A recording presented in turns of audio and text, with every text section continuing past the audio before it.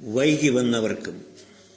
ആ മുന്തിരിത്തോപ്പിലന്നു പണിക്കെത്തി ഹേമന്തകാല പുലരിയിലഞ്ചു പേർ.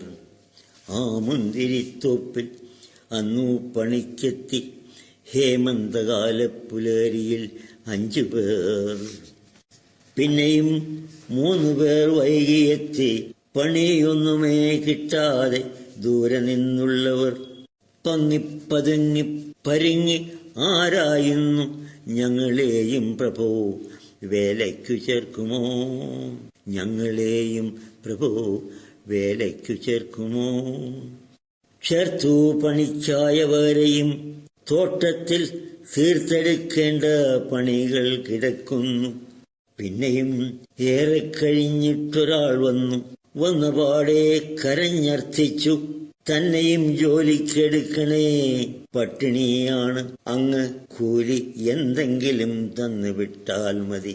ചേരുക നീയും പണിക്ക്, വേലക്കൂലി തീരുമാനിച്ചു തരാം പണി തീരവേ.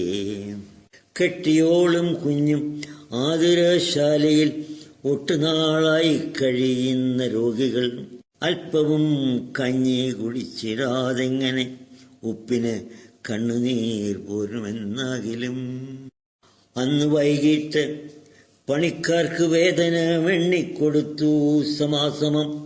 കണ്ണുകൾ തമ്മിലിടഞ്ഞ് ആദ്യമെത്തിയോർ 5 പേർ തമ്മിൽ പറയുന്നു, നീതിയല്ല പറഞ്ഞിടണം, കൂടുതൽ വേലയ്ക്ക് വേതനം കൂടുതൽ തന്നേ അടങ്ങുകയുള്ളൂ നാം. പിന്നെ നേരിട്ടു പറഞ്ഞ് ഉടമസ്ഥന്റെ കണ്ണു തുറപ്പിക്കുവാനും തുനിഞ്ഞവർ. പുഞ്ചിരിച്ചോതിയുടൻ ഉടമസ്ഥനെന്നഞ്ചാതെ തന്നെ പറഞ്ഞൊത്ത കൂലി ഞാൻ തന്നു. പിന്നെന്തിന് തർക്കം, നിങ്ങളാരും വന്നു പണിയേണ്ടതില്ല നാളെ മുതൽ.